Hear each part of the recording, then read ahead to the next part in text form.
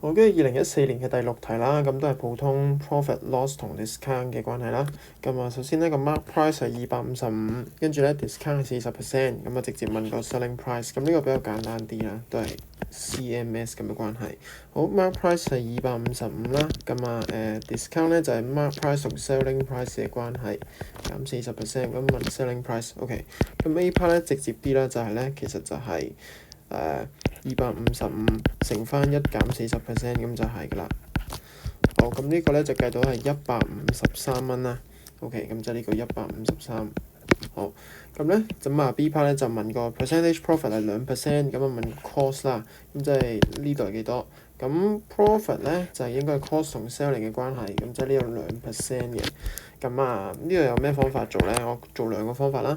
第一個咧就係咧 cost 乘翻1加2% 咧，就應該係等於嗰個 selling price 嘅。咁呢個就係正常我哋做 profit 嗰個1加幾多 percent 啦。咁啊個 cost 咧其實就計到150嘅。咁啊其實已經計完㗎啦。咁啊第二個方法咧就係咧用翻 selling 減 cost 除 cost 乘100%等於正2% 嘅呢一個計 profit 嘅方法啦。咁啊代翻個數字落去就係153減 C over C 等於0.02嘅。